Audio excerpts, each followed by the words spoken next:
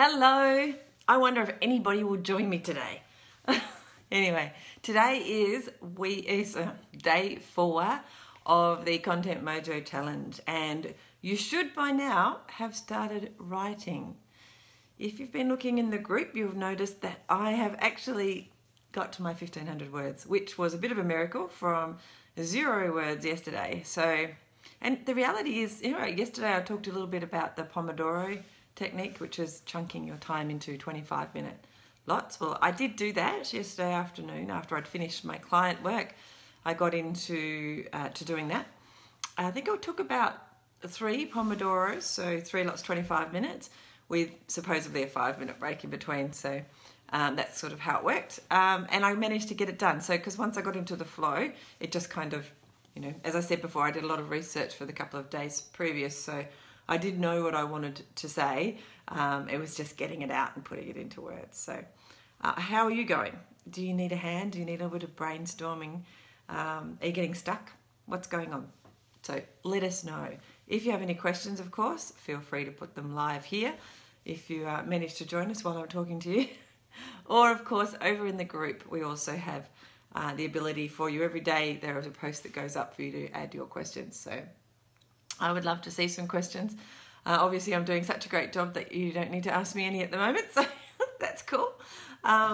Get on with it. Let me see. Now, one of the things I wanted to talk to you about at this stage, so if you're like me, getting to the end of the writing stage, although I do need to do quite a bit of editing, and we can go over and over and over again about editing and how don't let that stop you in the creative phase, because that's what a lot of people do. They get this perfectionism, what do we call it, illness, which actually stops them even releasing it in the end.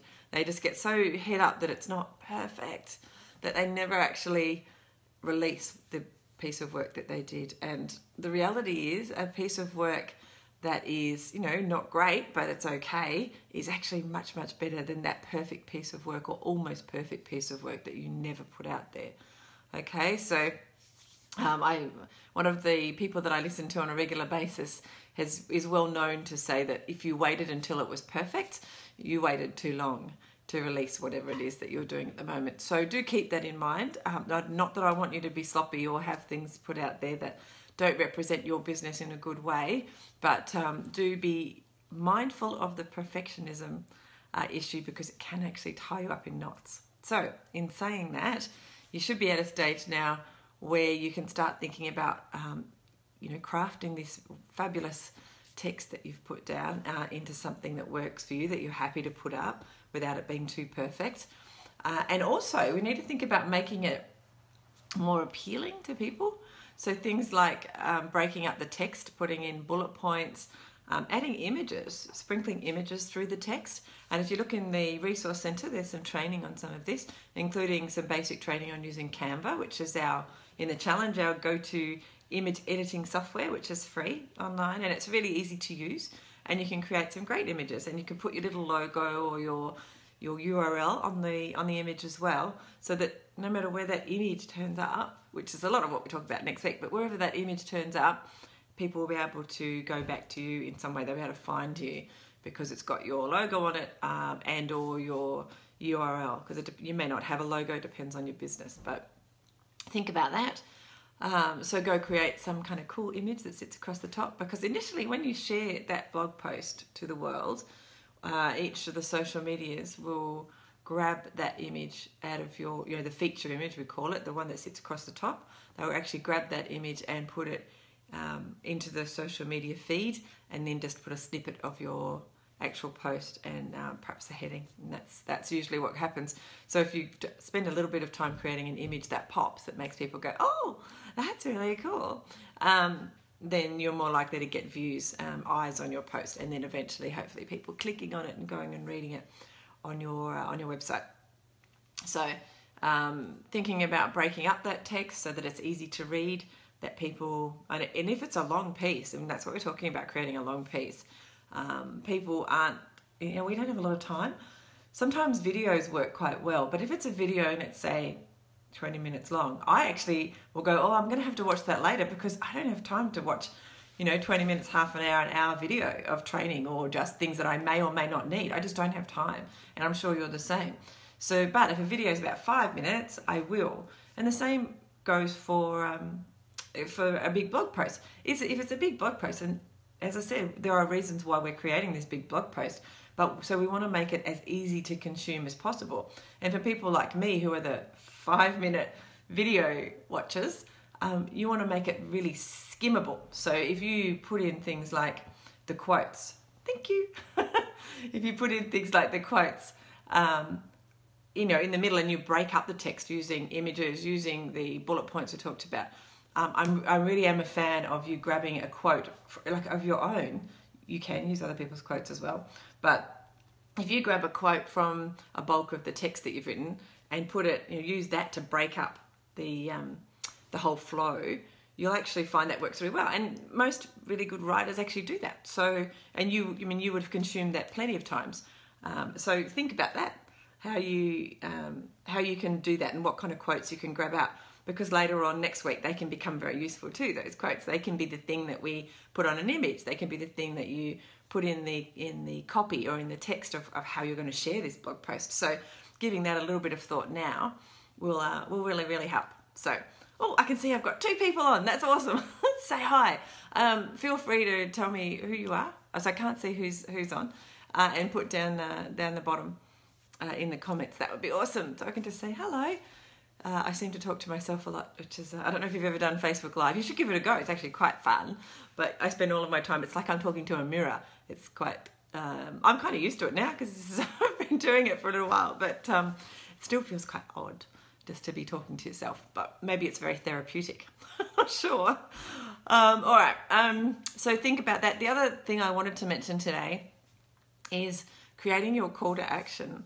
Now, I don't know if you remember me talking about this in past challenges, if you've been around before, but one of the things that is quite important when we're doing anything actually on the web is that we give people a way to follow up with us, or to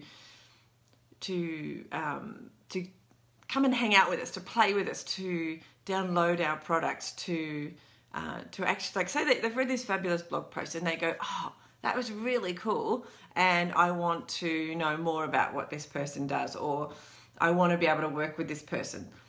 For you to just create a blog post and not give them any way to actually really work with you without them having to dig around on your website to find it, and people will, of course, if you've done a good enough job, of course they're going to do that, but your job really is to make it as easy as possible. So for example, my blog post is all around how you can work out what you should create your online business about, okay? So the best way to do that. That's what my blog post is about. I'm busy creating I'm actually going to create, and I've already got part of it done for something else I did before, but a little downloadable, what am I calling it? Like a workbook for people to use, which is directly related to what that blog post is about. And I'm going to sprinkle all the way through the blog post is, if you want to, an easier way to do this exercise, then print out this workbook that I've got free for you. They'll click on it, it'll say, give me your email address and I'll send it to you. So I'm getting their email address and I'm helping them out at the same time. So you see how that's a call to action, and but it also connects me with them. I'm giving them something that's of real value, and it's very related to the blog post that I have written and that they are reading. So I'll sprinkle it through that, and I'll also put it at the bottom as well. So fingers crossed that'll actually be what people want to hear, or want, that will enhance their reading of my blog post and actually help them. Because long term, most of us in business, that's what we want to do. We don't just want to make money, we actually want to help people. That's why I'm doing this challenge, and I'm doing it on a regular basis. So I get up a bit earlier, I put a little bit of makeup on, and I come and sit in front of here for 15 minutes or so most days for 2 weeks of every month. And I do it all for free because I want to help. I want to get as many people as I can over that line. There's so many things that stop us. And so most businesses are like that. I mean, even if you sell milk, for example, you are selling milk, yes, to make some money, but also because people require milk. It's one of the things that we have, in our diet, and it's kind of helps. Anyway, may not be that's a good example, but we tend to be, especially people who go into business, like us sort of small business type people, we tend to have stuff that we want to help. Like Frankie, for example, wants to help people learn to be writers, to write their own book, to get their story out. So that's a good example there, probably better than the milk example. So that's a long rant to tell you to think a little bit about a call to action. So it might be something you already have, or it could even just be you saying, if this blog post has helped you at all, then get in contact with me, or join my Facebook group, or sign up to my list so that I can share some more great tips with you, or book an appointment with me, and you put your Calendly link there so that they can book an appointment to talk to you for half an hour or something. So you could do, there's a whole bunch of things. It doesn't have to be a time-consuming thing because you've already created this massive blog post. It doesn't have to be a time-consuming thing. It could just be, one of those kind of things which could work. But so don't just leave them hanging. I suppose that's what I'm saying. If you get to the end of your blog post and they've read it, or they've skimmed through it and they really like it, give them something to go on with. Give them something to continue the relationship with you in some way. So think about that. So that's what I've got on my list today. So thinking about breaking your blog post up so that it's easily consumable, and putting your images, go and create a couple of images using Canva, and your call to action. So they're the main things I wanted to talk about today. Whoever is online at the moment, do you have any questions? Is there anything that I can help with, or any way that I can get you further along the path that you need to be on in this fabulous Christmas month that we're all trundling through in a crazy way? All right, I will go now. Just a couple of reminders, of course, as usual. Don't forget to go and put the number, how many words you've actually created into the Facebook group, because that's good for you for accountability. Keeps you, thinking, oh, I want to be able to put that big lot of words. I was pretty excited yesterday to put in my words. I'm like, yes, I did it. Oh, and I could breathe. Mind you, I have to edit it now. It's a whole lot of dribble, really. I want to go in and edit it and make a little bit more sense. And the other thing is questions. Of course, go put questions into the group. I put up a little post. It comes up every day ready that you can go and put your questions in. I'd love some questions. I'm sure people get stuck on some stuff. You can ask anything related to online business.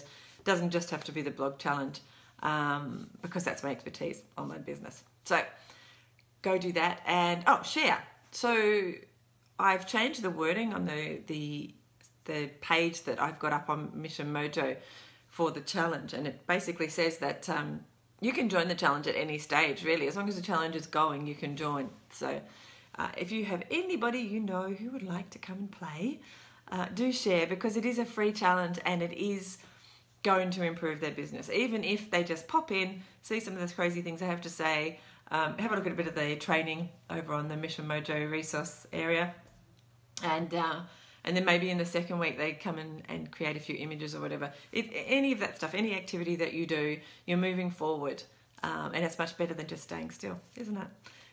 And you can work out if that's the direction you should be going in too, because once you're moving, it becomes much clearer that, oh no, this isn't the direction. You can make another step to the side and head off in a different direction. But if you just stay still, you're never going to know that. So help all your friends as well by sending them over to join the challenge, because we'd love to see them, and the more people we can help, the better.